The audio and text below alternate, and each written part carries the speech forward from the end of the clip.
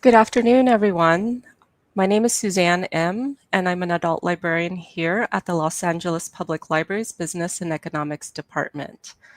We're glad to have you join us for today's program, Your Money, Values, and Influences.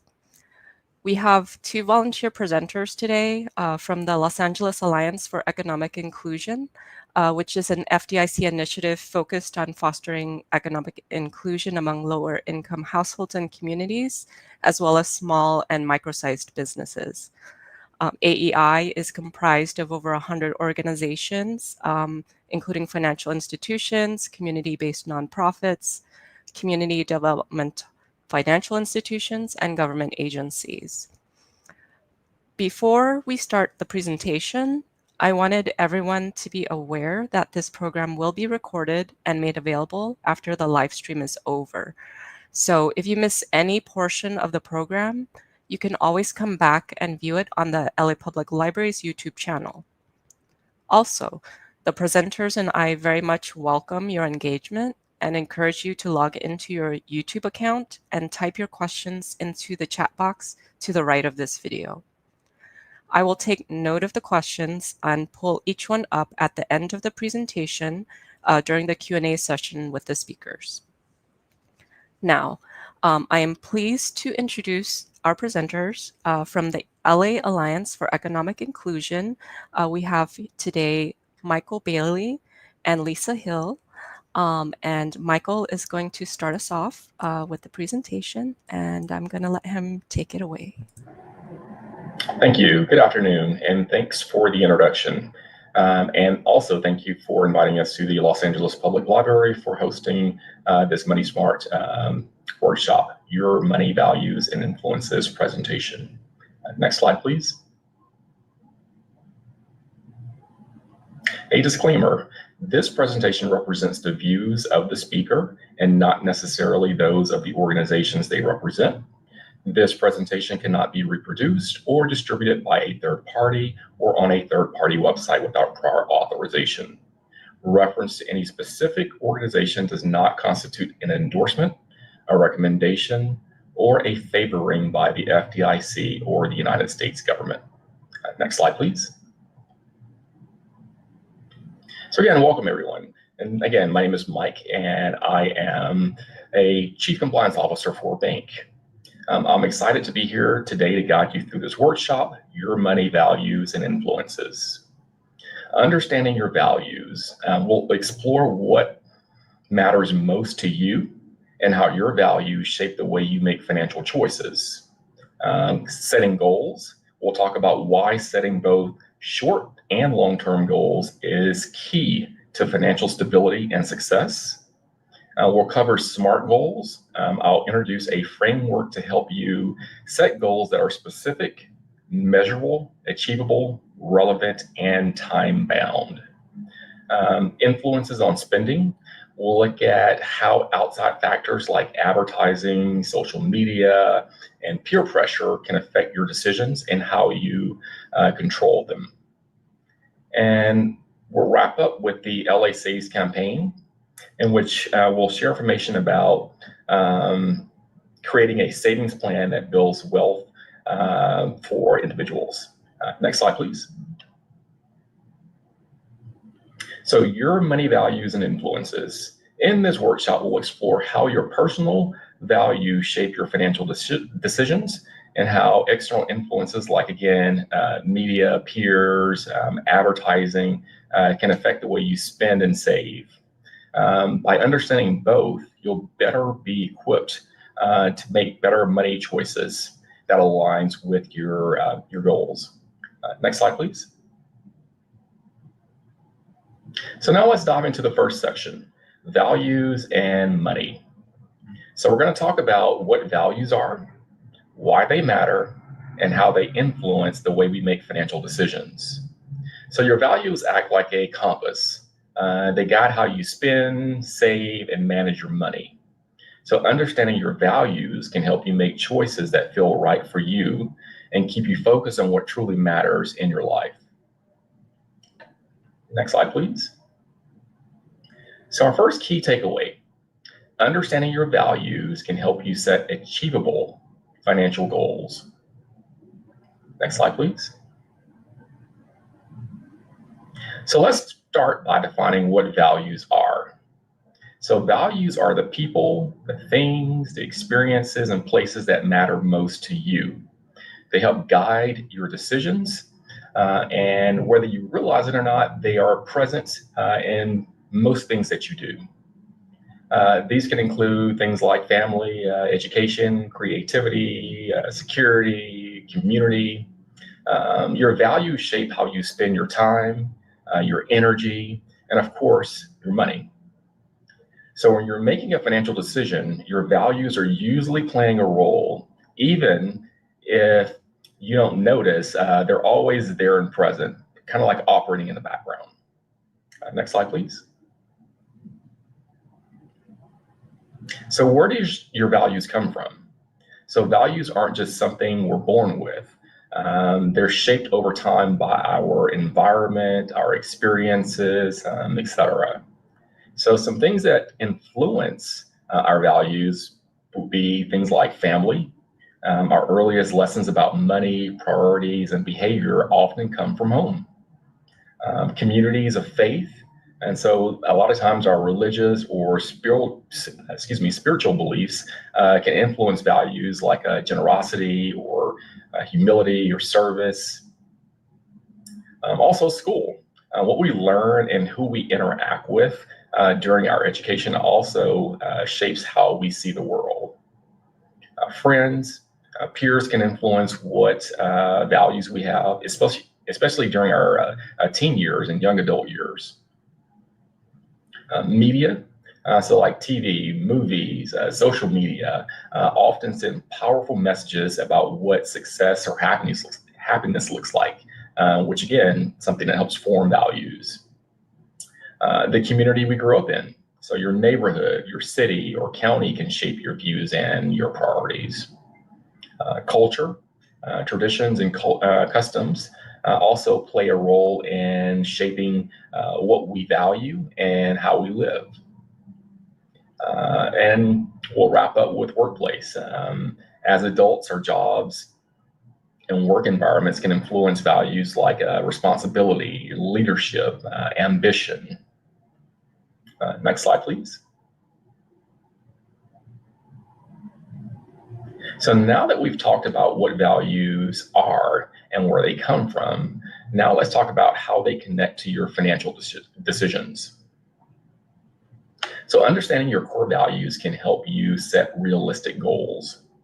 So your family culture may value saving and avoiding debt, but your broader community may value things like new cars or expensive clothes. And the reverse could also be true. So that's why it's important to understand your core values. When you understand your values, they can help shape your spending decisions and allow you to set goals that are realistic and meaningful. You're more likely also to stick with those goals because they reflect the life you want and what really matters to you. Next slide, please. All right. So before we move on, let's pause and highlight the key message from this section. And that is understanding your values can help you set achievable financial goals. So when your goals reflect what truly matters to you, you're more motivated to work toward them and more likely to follow through. And remember, anything is possible when you set goals based on your values, you stay focused, and take intentional steps forward. Next slide, please. All right, so now let's move on to section 2, goals and money. And to start, ask yourself, what are your goals? So what kind of future do you want to create for yourself, for your family, your career? Next slide, please. So our next takeaway. So in section 2, the key takeaway is that setting SMART goals helps you achieve your hopes and dreams for the future by providing a realistic plan to follow. And we're going to explain what SMART goals are in the next slides. Next slide, please.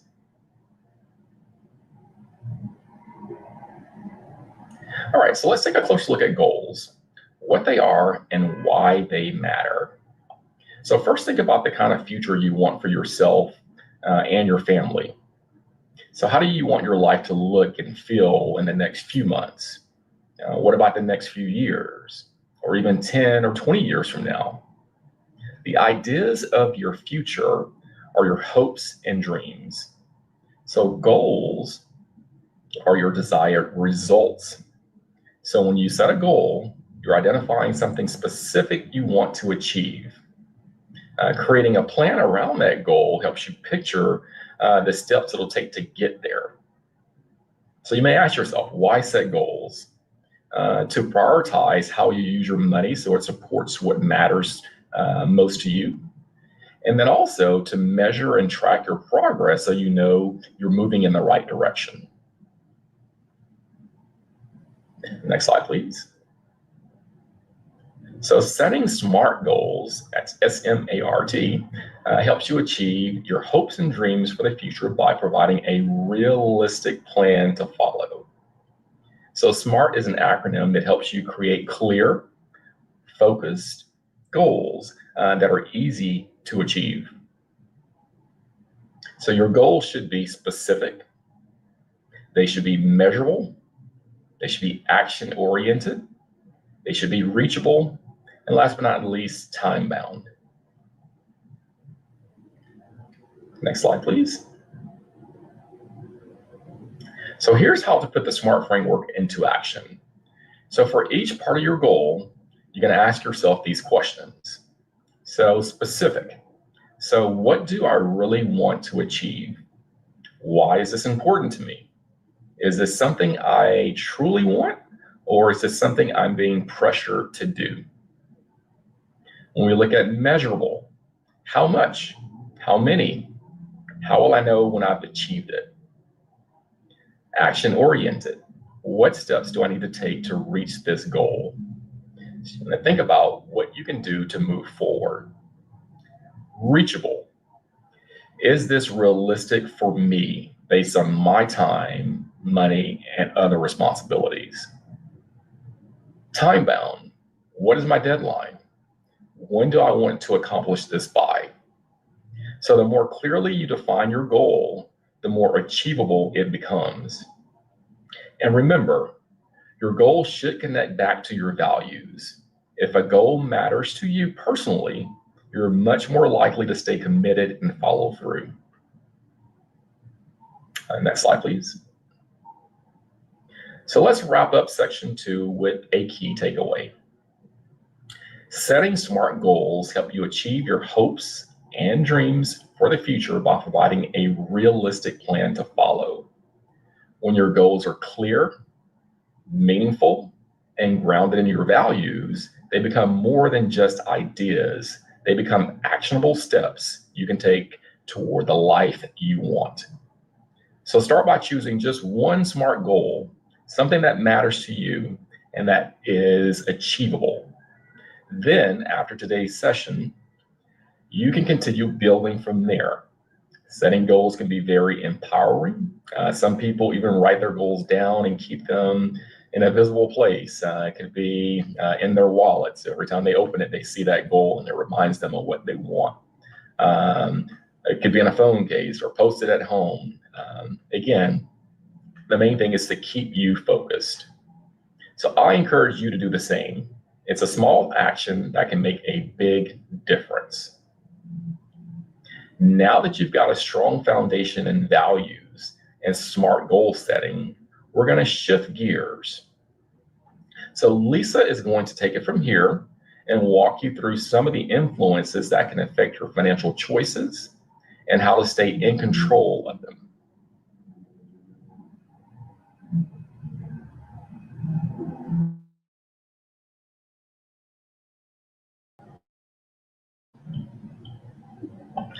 I apologize, we're having some technical difficulties, so I'm going to continue the presentation until we've worked those out. And so we're going to move on with section 3, and our key takeaway for this section is external influences impact financial choices. So you're going to use strategies to stay focused on your goals. Next slide, please. So again, we're going to recap. So the section 3 key takeaway is that external influences impact your financial choices and how to use strategies to stay focused on your goals. Next slide, please. So messages about money can be so widespread, you don't even realize they're influencing your decisions. They can be certain things. So for example, most people are influenced in some way. We'll start by asking you a question. So who or what influences you? It could be advertisements, things you see in the media, maybe celebrity influencers that are so prevalent on Facebook or TikTok and other bloggers that influence you to buy certain products or to sign up for certain services. Also, our peers also are big influences in our lives. And so it's good to be aware of what is influencing us.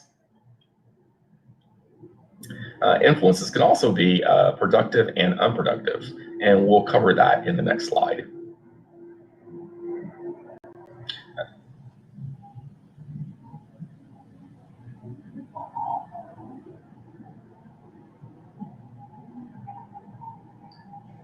So what influences your choices about money? So let's think about that. What advertisements actually directly influence you? What media influences you? What celebrities influence you? What peer or friends influence you? These are all things that the more conscious and aware you are of them, the better you are equipped to go through and make decisions that are informed. Next slide, please.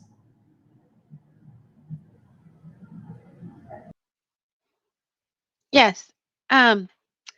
Social pressure and advertising influence you. It's a human nature to want what others have. We are all influenced by advertisement and what we see, often in ways we aren't aware of consciously. Advertisers spend billions of dollars a year to make us want things and influence how we use our money. This can lead to purchasing things or influencing impulses that aren't in your spending and savings plan that can derail you or set back your efforts in your savings goals. Next, please. Here are some strategies to stay focused on your goals. Advertising and influencers are trying to get you to spend money with a sense of urgency. For example, this is the last one. This is the best sell ever. Recognize the tactics used by advertisers. Pay attention to when and where you are tempted in making an impulse purchase. Try jotting them down when you feel like making a purchase during the week and see where and when it happens. Once you take the time noticing the triggers your impulse, you can identify any patterns of when and where you are tempted. If you notice that you have emails or Facebook influencers that tempt you to spend your money or derail you from your financial goals, block them or unsubscribe. Here's a mantra: if it's not on the list, then it doesn't exist. Build a pause. Take a time out. Force yourself to pause when making a purchase online. Shut down the browser before making that purchase or buying it later when you have the money. Tell yourself to come back later if you're in a store. Next, please. You can also talk yourself out of it. Let's see. Let's go through calculating hours or days an item can be worth. So let's think about your hourly wage on how much you earn in a day. Take the price of the item you're about to buy and divide it by your hourly wage. Then ask yourself, is it really worth the day's work? For example, you really want to go to a concert and and the tickets are $320. You earn $20 or $160 a day. Is buying a ticket worth 2 days of pay? Does this mean something else isn't going to be paid? But this is something you really want to go to. Consider saving $20 or $40 a week until you have enough money for the tickets. So this is setting a SMART goal. Next, please. As we finish section 3, remember the key takeaway. External influences impact financial choices. Use strategies to stay focused on your goals. Next, please. In order to keep up the momentum, we would like to introduce you to LA Saves under the America Saves campaign. We want you to start small, think big with America Saves. This is a way to set a goal, make a plan, and take an action by going to lasaves.org. Next, please. America Saves is a campaign coordinated by the nonprofit Consumer Federation of America, and it's dedicated to helping individuals save money, reduce debt, and build wealth. Go to lasaves.org, which is the local campaign for America Saves. Next, please. Why save? Savings for your past, present, and future. It is important to have a little savings to support you through an unexpected emergency. For example, having to get a new tire for your car. You also think about savings for reducing your debt because it saves on your interest costs. You can save for opportunities like a vacation or those concert tickets we just talked about. You want to save for our future and build your wealth. For example, having a retirement savings plan. Commit to save by taking the LA Saves pledge at lasaves.org. Next, please. Why take the pledge? Taking the America Saves pledge is a pledge to yourself to start a savings journey, and America Saves is here to encourage you along the way. Take the first step toward creating a better financial future. What does taking LA Saves pledge entail? You provide your name, set a goal. For example, you create emergency savings for a vacation, to buy a home, or pay down debt. Your pledge, you also pledge a dollar amount, for example, $20 per month, and you'll say how many months you want to pledge for. You provide your email address so that LA Saves can stay in touch. And we also need your phone number, your zip code, and then check the box if you would like to receive a text with savings tips. You will receive 1 to 2 tips per month, and we highly recommend that you sign up for the tips. Next, please. This is what the LA Saves Pledge website looks like. Making a pledge and establishing personal goals is part of the process. This plan pledge are intended to help you meet your savings goal while offering you accountability and support along the way. Nearly a quarter of savers take the LA Saves pledge, choose emergency savings, so their first wealth building goal. And they have the right idea. Researchers show that lower income families with at least $500 in their emergency fund were better off financially than moderate income families with less than this amount. Unfortunately, most Americans don't have enough savings to cover an unexpected emergency. We want to encourage you to prepare financially for the unexpected. Next, please. The question is for those of you who do not have a bank account. Do you need to open one? Opening an account can be one of the most important steps you take towards reaching your financial goals. Why?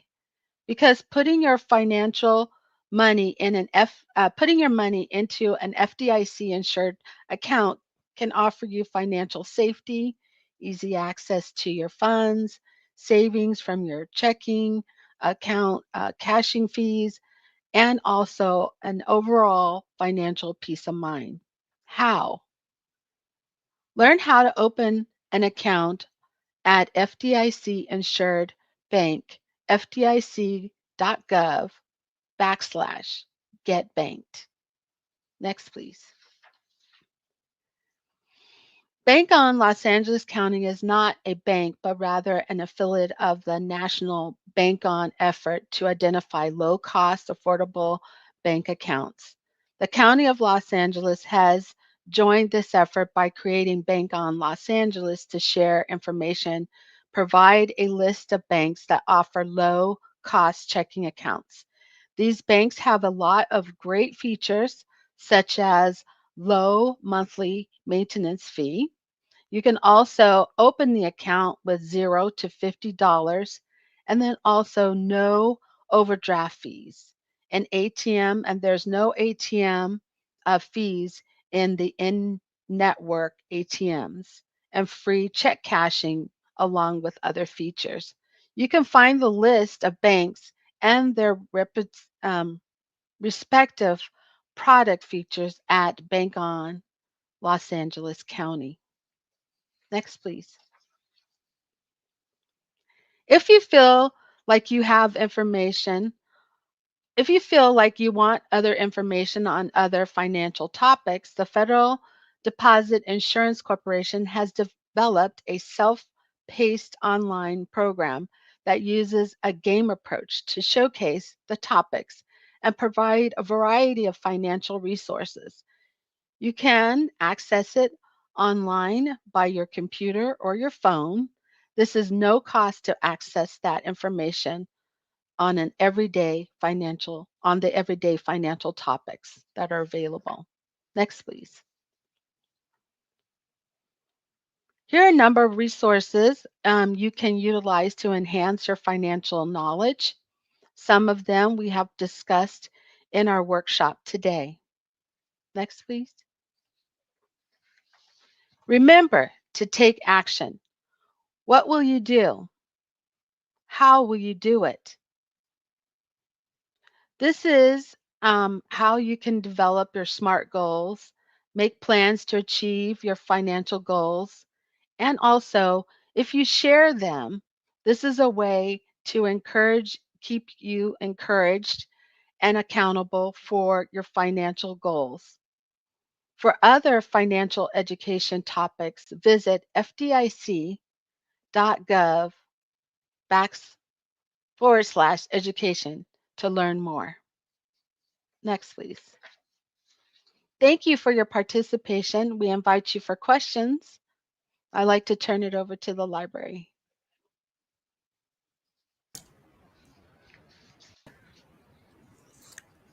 Thank you so much, both of you, Lisa and Michael, for that great presentation. It's so important right now to be watching your spending and saving, especially with inflation and impending tariffs. This is really timely content for our community members to learn from.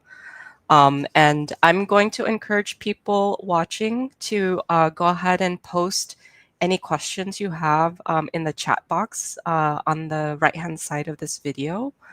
I'm going to give them a moment to go ahead and,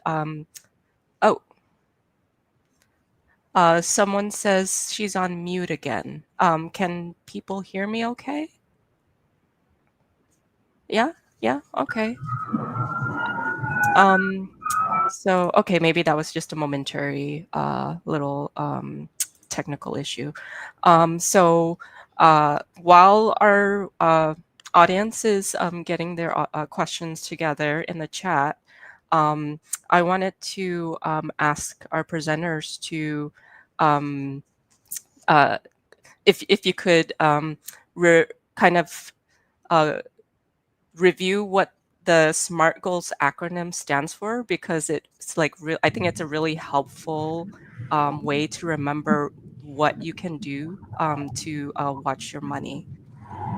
Sure, I'll take that one. So again, SMART means specific, measurable, action-oriented, reachable, and time-bound. So for example, I know in the presentation we mentioned saving maybe for a car repair. But when you're setting a goal, you want to save with a specific purpose. And so for example, if I know I may need new tires or I may need some other repair, I want to be specific in what I'm setting the goal for, so that when I set that amount, I know what amount I need to save for. I think a lot of times we save and we don't really know specifically what we're saving for. We're just saving, which can help us in the short term and long term. I think it gets us off track as far as building up enough savings to be able to support any type of unexpected event that may occur. So for example, going back to the tire, it depends on what car you have. So if I have a car and the tire is $500 per tire, when I'm setting my goals, I'm saving specifically for either 1 or 2 tires. So in this case, we'll say I'm going to save up for 2 tires. So that is $8,000. So specific, I know what I'm saving for. Specific, I'm saving for tires for my vehicle.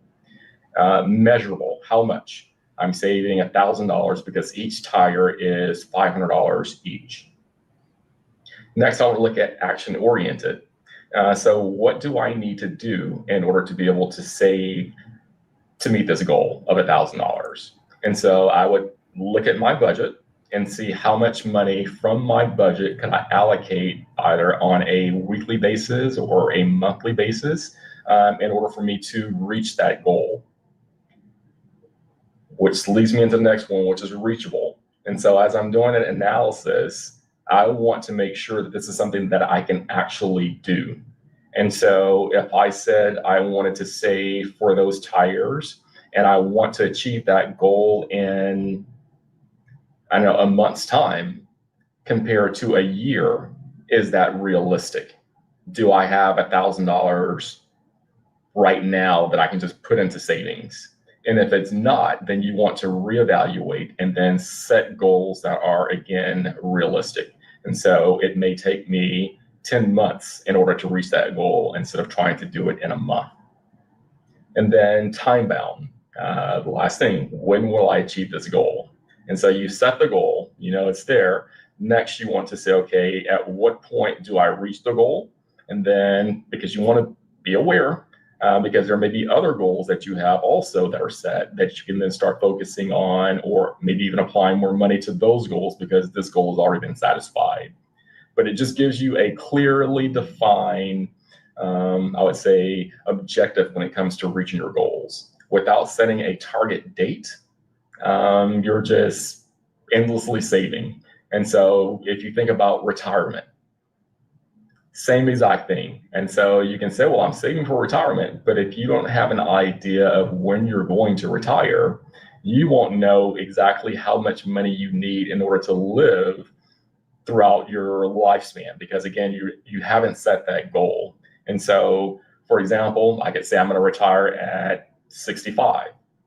And then I would then expect, okay, so from 65 to whenever, longest period, hopefully another 35, 40 years, I know that the money that I've saved up needs to be enough in order to support me for that time frame. But again, this all goes back to setting SMART goals. And I think if you follow the format of the SMART goals, it really increases your chances of making sure that you reach those goals. Thank you so much for that, Michael. I know I've been guilty for being that person who just saves and with not a clear goal in mind. And I'm just now starting to think, when do I want to retire? And like trying to actually like put together concrete numbers on how to achieve that. So yeah, the SMART goals format is really, really useful. Thank you. We have a couple of comments in the chat. Someone says, great program, thank you. And then there's another viewer, Mandy Smith, who says, thank you. We are joining from a financial literacy / consumer math class. We don't have any questions, but appreciate the presentation. Great tips. Yeah, great content. Thank you so much. Like I wanted to also ask Lisa. I really liked that mantra that you mentioned in the presentation. If it's not on the list, it doesn't exist. Mhm. Uh, is that something that you kind of like recite to yourself when you feel like the urge to splurge on something? Yes, that's one of them, and I think I'm guilty. I'm more guilty of this is Amazon. So just for example, is going to the cart and putting things in there, and then I will shut down my browser and wait till I, get over the impulse of wanting to buy, and then I'll come back to it later, and then I'll start selecting through the cart if I really need it or do I want it. So then my items in my cart become less than what I impulsively put in my cart. I definitely do that a lot. Yeah, yeah, that's a great tactic.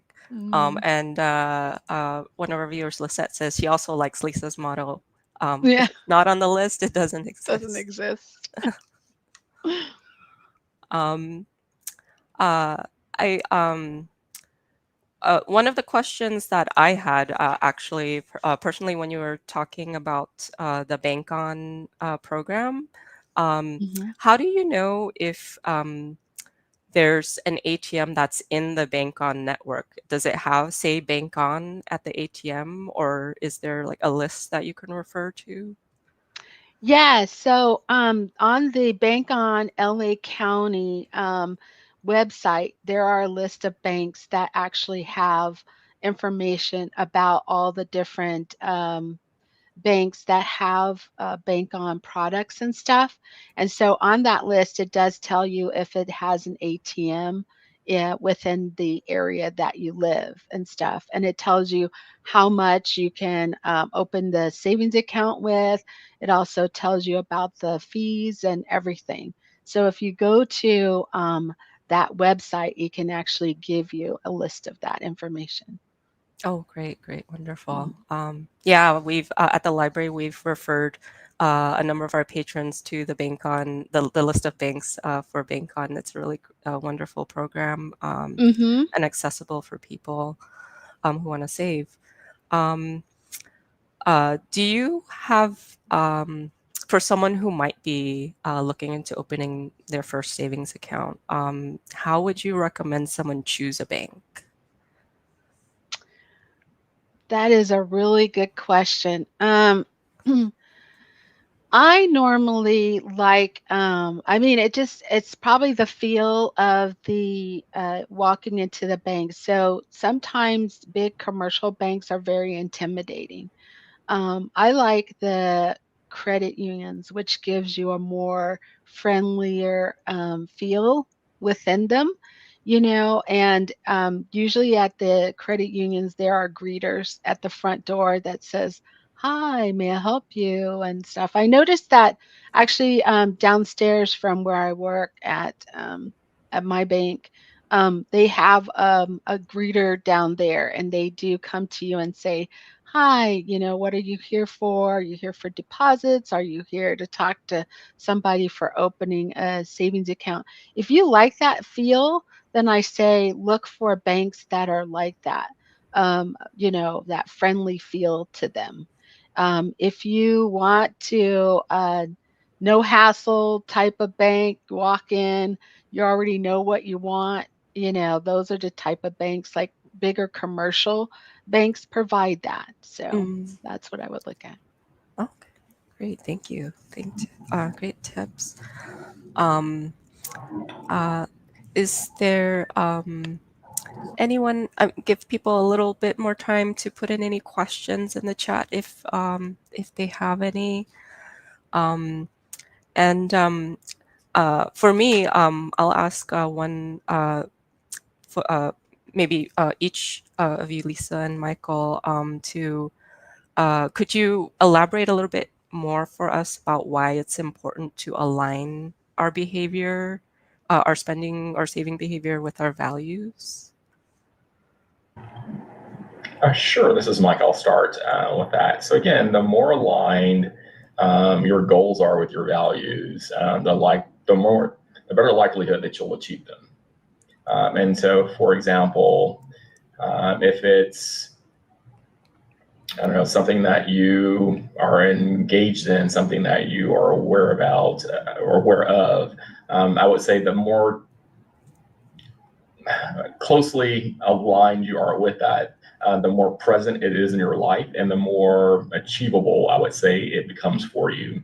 Versus if it's something that is not very important to you, the likelihood of it being ever present in your life is probably far and few between. So you may set the goal and then generally you forget about it because it really is just something that's not present. And so, again, you want to make sure that goals are realistic and that, again, they align with whatever values that you set for yourself, what goals you're trying to achieve, and making sure that everything is coming together. And so, for example, if my goal is to, I don't know, continue my education, then my goals, all the goals that I set are going to be aligned around achieving that education. And so I may set a goal for myself to, I don't know, save $500 for books for an upcoming semester or for each semester thereafter. So I'll start by saving the $500. So when I start my first semester, I already have that $500 saved. And then thereafter, my goal is to continue to save $500 so that as the next semester starts, I have that money there and ready. But again, it's a goal that's aligned with where I want to go versus setting a goal for something that seems like it's a good idea. So for example, if I'm 20, is retirement really top of mind for me right now? It may not be. It is good to start saving early. Compound interest is a beautiful thing. However, again, that may not be my goal. I may not have the funds in order to be able to allocate money for retirement. And so does it align with where I want to go? And I would say at that point in time, it may not. But again, everyone is different. So that's my take on that.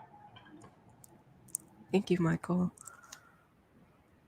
Yeah, mine is the core values is that one that you said, Michael, is definitely one of my top priority is education, making sure that I have money for that to further my education. And the next one would be my daughter getting married. So, she's planning on a wedding, and so, usually it is the parents of the bride that actually helps with the wedding costs and everything. So I ask her, give me a time, when or what date it's going to happen, so that way I can start saving for that. And so that to me is important to actually give her the money to help with the wedding plans. And so it helps with helping me set that goal and to see my daughter happy for, her future plans. Yeah, absolutely. Yeah, that's such an important time. Yeah. Yeah, that's great that you're supporting her with that. Mhm. Mhm. Um, so, yeah, it looks like we don't have any more questions from the audience. So I'm going to go ahead and wind down the presentation. Thank you so much, Lisa and Michael, for your service with the Alliance for Economic Inclusion and sharing your wisdom and experience with us today. We all learned so much, and we have a whole class tuning in into here, which is really exciting. And I wanted to let our patrons know if you are interested in other finance topics. The library has a lot of other programs coming up for Financial Literacy Month. So if you visit our website, lapl.org/financial-literacy-month, we have a lot of upcoming events listed there, including financial literacy days, which will allow you to have a free private one-on-one consultation with a certified financial planner on a variety of financial issues of your choice. So that could be debt management, retirement planning, investment strategies, estate planning, and more. So please take advantage of that. We do have that coming up on April 26th at the Arroyo Seco branch, as well as May 10th at the Palms Rancho Park branch library. And you'll want to go to this webpage, and the events are listed there to find out information about how to set an appointment. They will take walk-ins, but it's based on the financial planner's availability. And with that, I want to thank you all once again for tuning in, and hope you all have a good rest of your day. Take care.